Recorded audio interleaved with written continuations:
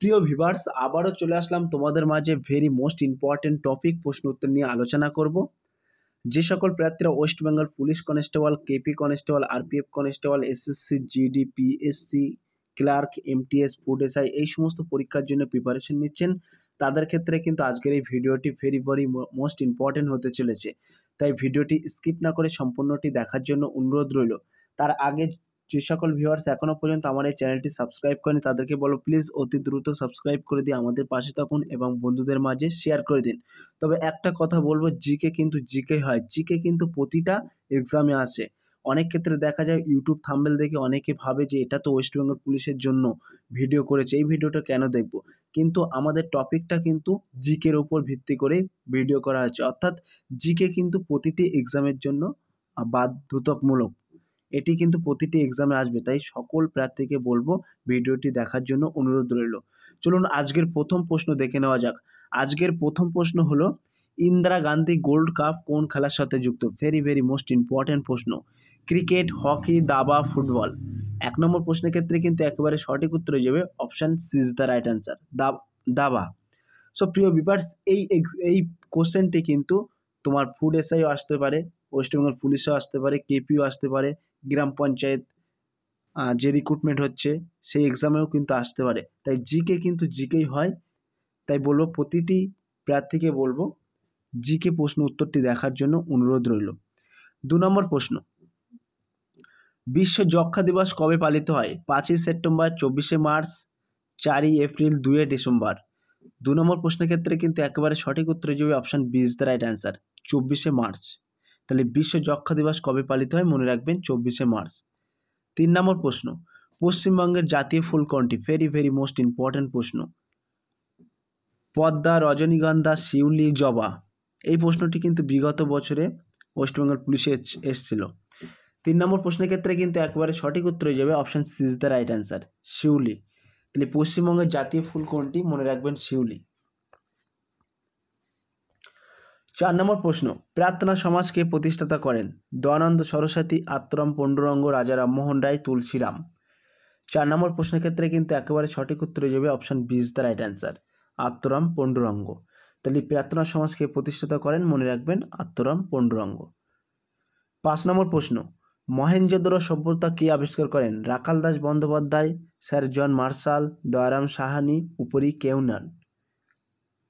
5 নম্বর প্রশ্নের ক্ষেত্রে কিন্তু একেবারে সঠিক উত্তর হয়ে যাবে option A is the right answer, Rakhal Das Bandyopadhyay.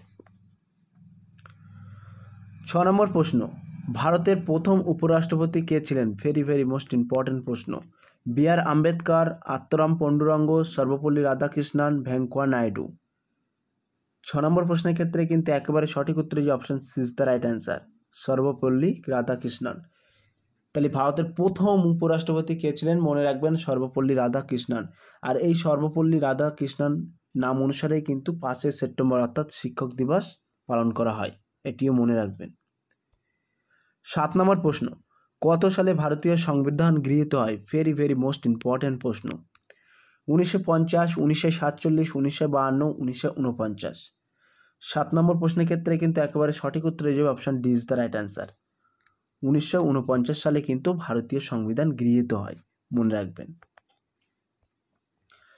8 নম্বর প্রশ্ন, সমাজের কোন শ্রেণীর মানুষ নিরন্তর ফলে সর্বাধিক ক্ষতিগ্রস্ত হন? ব্যবসা বাণিজ্য পরিচালনার সঙ্গে যুক্ত মানুষজন, বিনিয়োগকারী শ্রেণী, স্বনির্ভর গোষ্ঠীর মানুষজন, স্থির আয়কর মানুষজন। 8 নম্বর প্রশ্নের ক্ষেত্রে কিন্তু সঠিক উত্তর হয়ে যাবে option D is the right answer, স্থির আয়করী মানুষজন কিন্তু মানুষ নিরন্তর ফলে সর্বাধিক ক্ষতিগ্রস্ত হন। 9 নম্বর প্রশ্ন, চাঁদ থেকে পৃথিবীতে আলো আসতে কত সময় লাগে? 3 minute 15 second, 1.3 second, 8 minute 15 second, 3.5 minute. 9 নম্বর প্রশ্নের ক্ষেত্রে কিন্তু একেবারে সঠিক উত্তর যে option B is the right answer, 1.3 second কিন্তু চাঁদ থেকে পৃথিবীতে আলো আসতে সময় লাগে, মনে রাখবেন। 10 নম্বর প্রশ্ন, ভারতের কত শতাংশ অঞ্চল জুড়ে পলিমাটি রয়েছে? ভেরি মোস্ট ইম্পর্টেন্ট প্রশ্ন। প্রায় 11%, প্রায় 15%, প্রায় 46%, প্রায় 17%। 10 নম্বর প্রশ্নের ক্ষেত্রে কিন্তু সঠিক উত্তর হয়ে যাবে option C is the right answer, প্রায় 46% কিন্তু অঞ্চল জুড়ে ভারতের পলিমাটি রয়েছে। সো প্রিয় ভিউয়ার্স, ছোট্ট একটি অ্যানাউন্স, আমাদের ডেসক্রিপশন বক্সে হোয়াটসঅ্যাপ গ্রুপ লিঙ্ক এবং টেলিগ্রাম গ্রুপ লিঙ্ক দেওয়া আছে। যদি কোনো প্রার্থী যুক্ত হতে চান আমাদের ওই লিঙ্কে ক্লিক করে সরাসরি যুক্ত হতে পারেন। 11 নম্বর প্রশ্ন, ভারতবর্ষে প্রথম আদমশুমারি সূচিত হয় কত সালে? 1901 সালে, 1972 সালে, 1844 সালে, 1891 সালে। তাহলে 11 নম্বর প্রশ্নের ক্ষেত্রে কিন্তু সঠিক উত্তরে যে option B is the right answer. 1872 সালে কিন্তু ভারতে প্রথম আদমশুমারি সূচিত হয়, মনে রাখবেন। 12 নম্বর প্রশ্ন, পশ্চিমবঙ্গের কোন জেলার উপর দিয়ে কর্কটক্রান্তি রেখা গেছে? নদিয়া, মুর্শিদাবাদ, মালদা, পুরুলিয়া। 12 নম্বর প্রশ্নের ক্ষেত্রে কিন্তু একেবারে সঠিক উত্তর হয়ে যাবে option A is the right answer, Nadia. তাহলে পশ্চিমবঙ্গের কোন জেলার উপর দিয়ে কর্কটক্রান্তি রেখা গেছে? মনে রাখবেন নদিয়া জেলার উপর দিয়ে। 13 নম্বর প্রশ্ন, নিম্নলিখিত কোন রোগটির প্রোটিনের অভাবে ঘটে? ভেরি ভেরি মোস্ট ইম্পর্টেন্ট প্রশ্ন। রাতকানা, রিকেট, রাতকানা, প্লেগ্রা, কোয়াশিয়কর। 13 নম্বর প্রশ্নের ক্ষেত্রে কিন্তু সঠিক উত্তর হয়ে যাবে option D is the right answer, kwashiorkor কিন্তু প্রোটিনের অভাবে ঘটে। কোয়াশিয়কর রোগটি কিন্তু প্রোটিনের অভাবে ঘটে, মনে রাখবেন। 14 নম্বর প্রশ্ন, নিম্নলিখিত কোনটি কম্পিউটারের পিকচার ফাইল এর সঙ্গে সম্পর্কযুক্ত? JPEG, GIF, MDB, PNG. 14 নম্বর প্রশ্নের ক্ষেত্রে কিন্তু সঠিক উত্তর হয়ে যাবে option C is the right answer, MDB. তাহলে এমডিবি কিন্তু কম্পিউটারের পিকচার ফাইলের সঙ্গে সম্পর্কযুক্ত, মনে রাখবেন। 15 নম্বর প্রশ্ন, সিপিইউ এর পুরো নাম কি? ভেরি ভেরি মোস্ট ইম্পর্টেন্ট প্রশ্ন। Cable processing unit, central processing unit, central producting unit, cable producting unit. 15 নম্বর প্রশ্নের ক্ষেত্রে কিন্তু একেবারে সঠিক উত্তর হয়ে যাবে option B is the right answer, central processing unit. 16 নম্বর প্রশ্ন, পরমাণুর 3টি আদিকণার মধ্যে কোনটি সবচেয়ে হালকা? ভেরি ভেরি মোস্ট ইম্পর্টেন্ট প্রশ্ন। প্রোটন, নিউট্রন, নিউট্রন ও প্রোটন, ইলেকট্রন। 16 নম্বর প্রশ্নের ক্ষেত্রে কিন্তু একেবারে সঠিক উত্তর হয়ে যাবে option D is the right answer, electron. তাহলে ইলেকট্রন কিন্তু 3টি আদিকণার মধ্যে সবচেয়ে হালকা, মনে রাখবেন। 17 নম্বর প্রশ্ন, বীজ সমন্বয়ীয় বিদ্যাকে কি বলা হয়? স্প্রোমোলজি, প্রোমোলজি, ইভলিউশন, কোনোটি নয়। 17 নম্বর প্রশ্নের ক্ষেত্রে কিন্তু একেবারে সঠিক উত্তর হয়ে যাবে option A is the right answer, spermology. তাহলে বীজ সমন্বয়ীয় বিদ্যাকে কি বলা হয়? Option A is the right answer. 18 নম্বর প্রশ্ন, কুফার কোষ কোথায় দেখা যায়? ভেরি ভেরি মোস্ট ইম্পর্টেন্ট প্রশ্ন। থাইরয়েড, অগ্নাশয়, লিভার, ক্ষুদ্রান্ত। 18 নম্বর প্রশ্নের ক্ষেত্রে কিন্তু একেবারে সঠিক উত্তর হয়ে যাবে option C is the right answer, liver. 19 নম্বর প্রশ্ন, উদ্ভিদের নিম্নলিখিত কলাগুলির মধ্যে কোনটি মৃত কোষ দ্বারা গঠিত? Phloem, hypodermis, parenchyma, xylem. 19 নম্বর প্রশ্নের ক্ষেত্রে কিন্তু একেবারে সঠিক উত্তর হয়ে যাবে option D is the right answer, xylem. তাহলে উদ্ভিদের নিম্নলিখিত কলাগুলির মধ্যে কোনটি মৃত কোষ দ্বারা গঠিত? মনে রাখবেন xylem, option D is the right answer. 20 নম্বর প্রশ্ন, নিম্নলিখিত কোনটি নিউক্লিয়াসের অংশ নয়? নিউক্লিয়ার পর্দা, সাইটোপ্লাজম, ক্রোমোজোম, নিউক্লিয়াস। 20 নম্বর প্রশ্নের ক্ষেত্রে কিন্তু একেবারে সঠিক উত্তর হয়ে যাবে option B is the right answer, cytoplasm. 21 নম্বর প্রশ্ন, গঙ্গার প্রধান উপনদীর নাম কি? ভেরি ভেরি মোস্ট ইম্পর্টেন্ট প্রশ্ন। ময়ূরক্ষী, দামোদর, অজয়, যমুনা। 21 নম্বর প্রশ্নের ক্ষেত্রে কিন্তু একেবারে সঠিক উত্তর হয়ে যাবে option D is the right answer, Jamuna.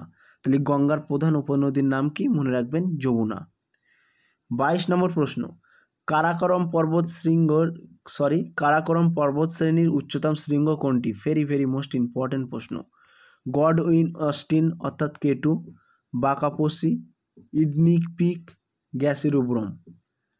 22 নম্বর প্রশ্নের ক্ষেত্রে কিন্তু সঠিক উত্তর হয়ে যাবে option A is the right answer, Godwin Austen অর্থাৎ কেটু।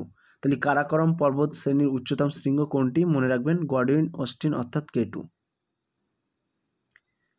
23 নম্বর প্রশ্ন, কাকে দক্ষিণ ভারতের বিদ্যাসাগর বলা হয়? ভেরি ভেরি মোস্ট ইম্পর্টেন্ট প্রশ্ন।